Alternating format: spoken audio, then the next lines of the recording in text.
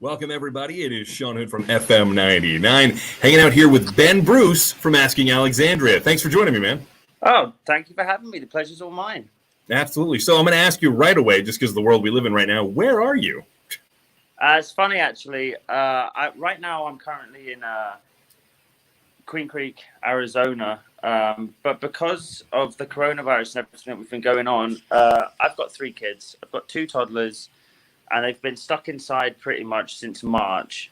And now that it's kind of, we were thinking, we could take them outside. We probably won't be taking them into places, because they're still so young. But we could take them outside. They can get some exercise. They can get out the house, be normal children somewhat. But it's just so hot in Arizona. You can't even go outside. So we put our house on the market about 2 weeks ago, sold it. As you can see, we're packing everything up right now. And wow. We're moving to the other side of the country, moving to the East Coast. Oh, really?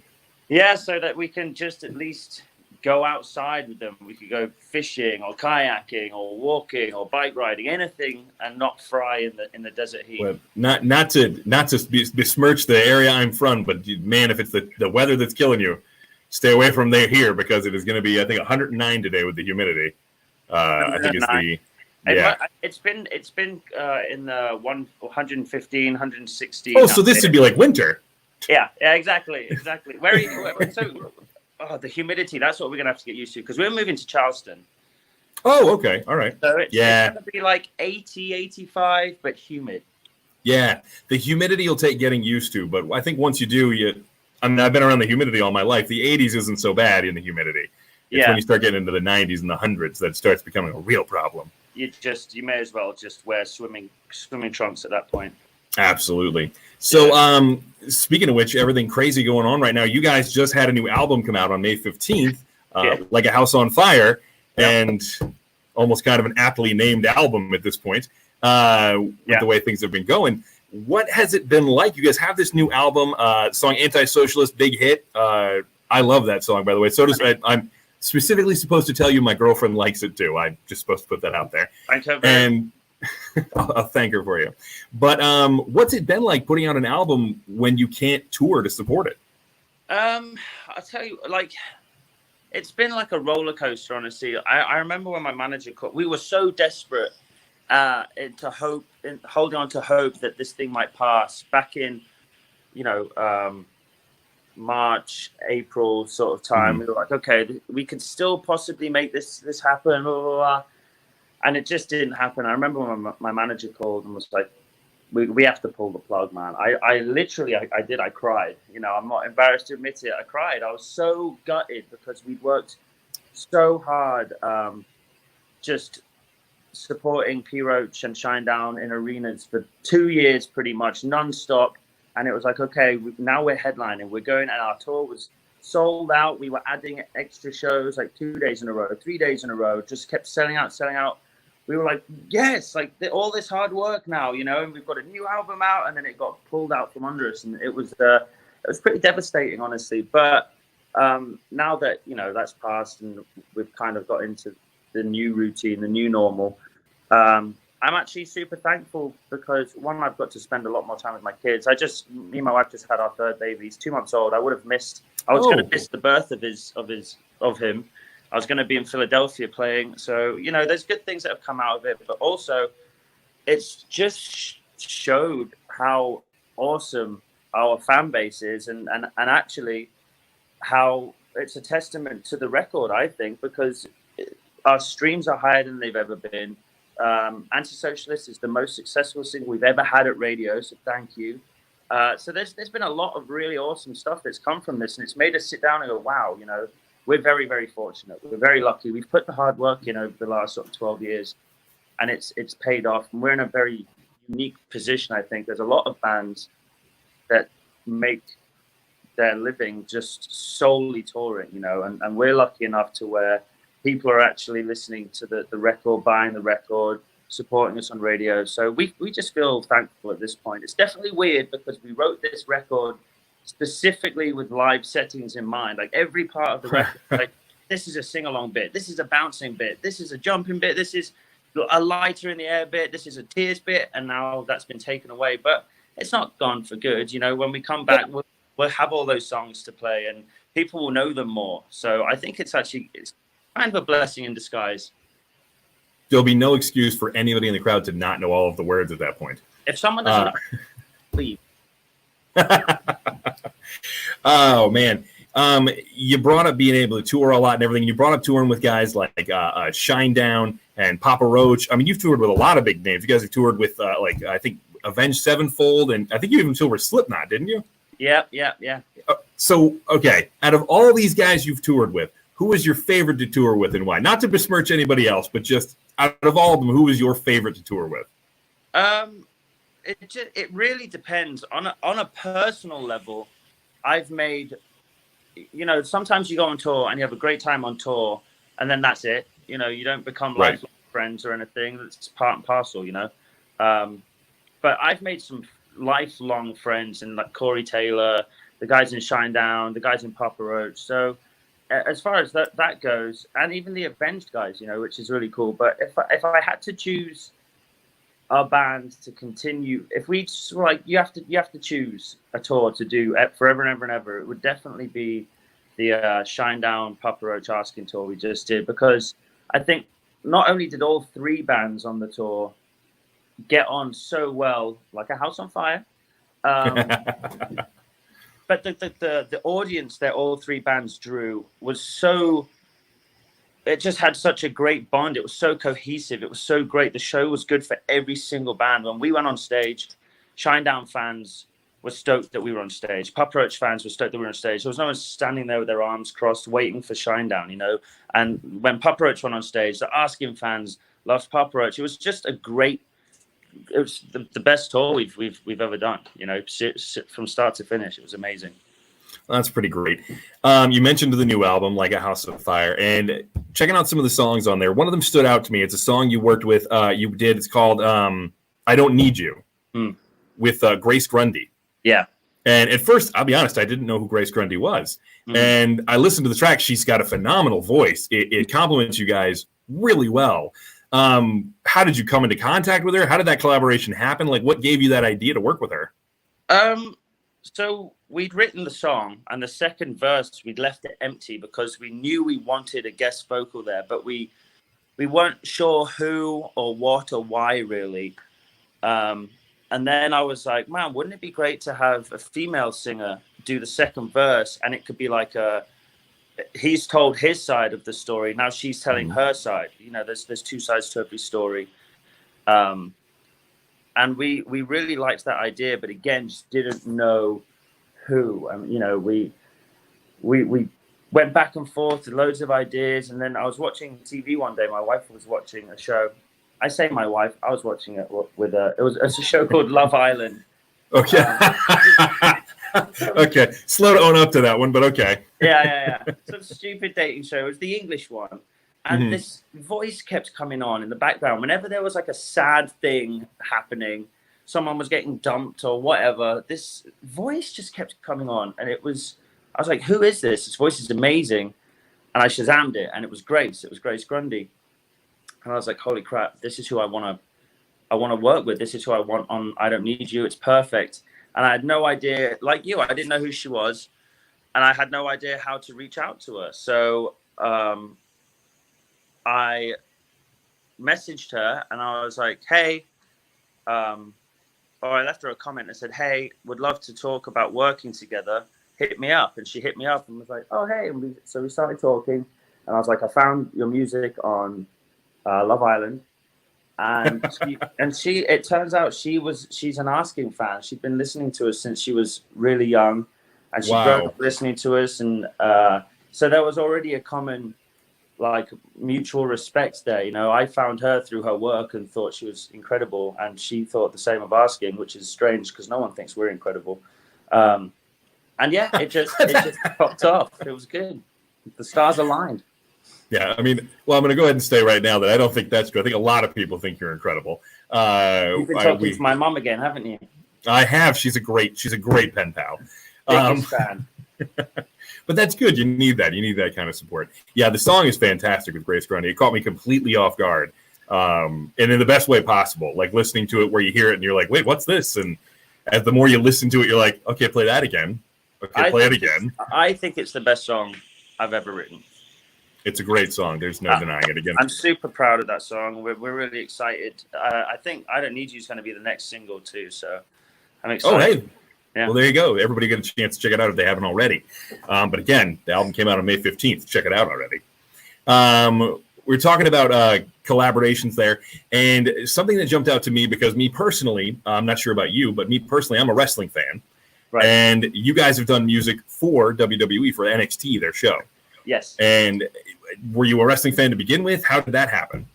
It's weird because I've always, like, when I was a kid, I was a big wrestling fan. My dad got me into, it was still called WWF at the time, yeah. At the time, you know, and I was just obsessed with The Undertaker. Like back when he came out with the big dongs and his long hair and his hat, like I was like, that guy is cool. Back when everyone thought Kane was his brother. Yes. So I was really big into it then. I was really big into sports, and then I kind of lost track of what was going on in wrestling, and then I got reintroduced to it years later through a guy called The Ultimate Warrior, who I'm sure you know. Yes. And we did that episode with him because we had drinking and drug problems, and we thought he could save us. Looking back now, you know, not the greatest of times, but so I got introduced to him through that. And then I started looking at wrestling more, and I realized, which I didn't when I was a kid, the huge sort of bond there is between WWE fans or wrestling fans in general and the rock community. And I was like, oh, cool. And then I started discovering how supportive wrestling, not only the fans, but WWE is of rock bands, you know, and that's how we started working with them and making, I think that they've used Into the Fire, When the Lights Come On, Antisocial maybe, when One Turns to None. They've used a bunch of our songs, like, you know, which is awesome for us. I'm super thankful, and it's a really cool thing too, because the owner of our label, Ash Albertson's a huge wrestling fan as well. So it's been a lot of fun. Oh, well, then you've got to get. Then the owner of your label is a very smart person. I get along well with them. Yeah. Yeah. So. In addition to the WWE, this is something about you specifically, not just the band. I was kind of looking up the different things you guys have been a part of, and I look up Ben Bruce, and what comes up? American Satan. Yeah. The movie, which I spaced on and completely didn't realize that you had been in that. And how did that? Did you want to be an actor, or did that just happen? It's a movie, for those who don't know, about a young group of are they punk rockers or something that come to America to try and live out their dream, right? Yeah, essentially the good old following the American dream. You're in a rock band, you move to LA, and you know, as you do, we signed a deal with the devil and chaos ensues. But yeah, no, I'd never ever wanted to be an actor ever. It never crossed my mind.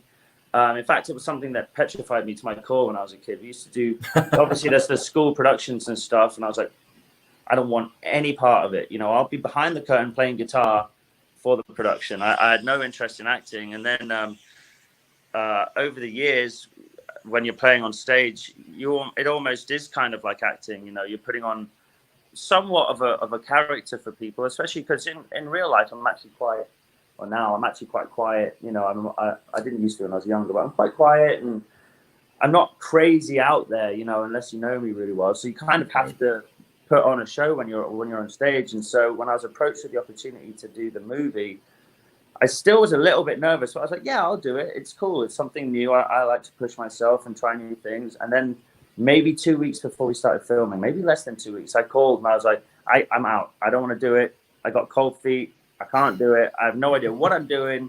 I don't know my lines. And they were like, well, you can't leave because we start filming very, very shortly. And if you screw us over now, we'll be out millions of dollars, because I was one of the lead roles. And I was like, yeah, why am I a lead role in a movie? I've never acted before. I've never done it. So I did it. And I remember the first day of filming, I couldn't say anything. They were like, action. I was like, I got nothing, guys. And it took a little while, and eventually, you know, the producer pulled me aside and was like, look, no one's here to judge you. We're all here to do a job. We think you're the right person for the job. Just get out of your head. Imagine these people aren't here. And as soon as he gave me that talk and I delivered the first line, finally, it kind of just started to flow. And by the end of it, I'd had the best time of my life. I loved it. I made such great friends. It was such a great experience. And we've been very fortunate in that American Satan, we filmed a spin-off TV show for it called Paradise City. That the cast in that is, if I was scared of doing the movie, it was amplified tenfold by the TV show, because the caliber of cast members, the people in the show is insane. Like, you've got Golden Globe winners, Emmy winners, and then there's me. It's like, all right, I'm here too, guys. But it's been a lot of fun. It's been a lot of fun. Well, I was just about to ask if there was anything else happening, like if you were going to get more roles or anything like that, if you kind of been bitten by the acting bug, if you will. But that makes it seem like you already have something else in the works now. Has there been anything outside of that particular grouping? Like anybody else reached out to you as a result of that? I've been doing a lot of auditions, and I've landed a few. I landed a few roles. Everything's slowed down now with COVID, but of course, I landed a few movie roles. Well, man, time has gone so fast. I can't remember when it would have been. Right before the Papa Roach tour, and I was like, "Oh, this is awesome! Some quite big roles." And then filming was going to be during the Papa Roach tour, so I had to either not take these big roles. One of the movies was a Judd Apatow movie, so that would have been amazing. Oh wow, yeah.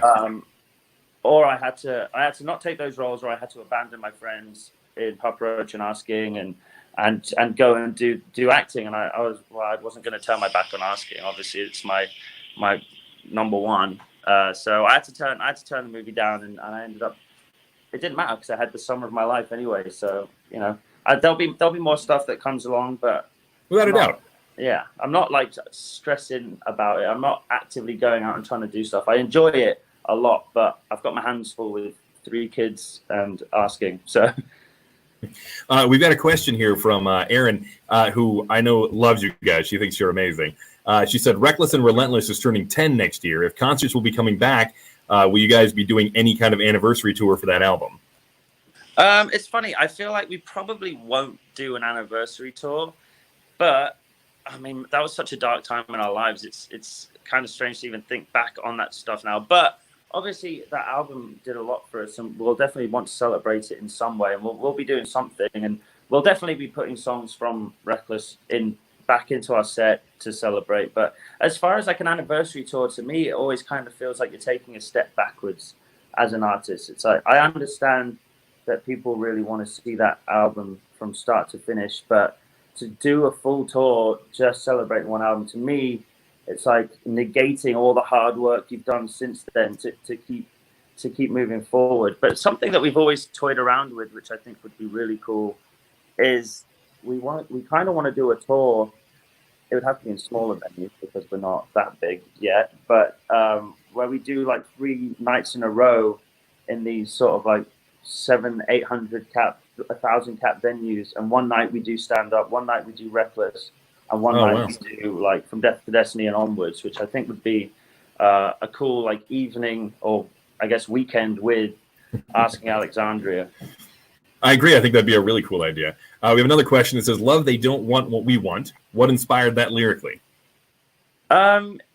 It's so funny because people listen to that song and they think, oh, they're singing about the fans because we don't want them to change, which it didn't. Honestly, it didn't have anything to do with that. A lot of it had to do with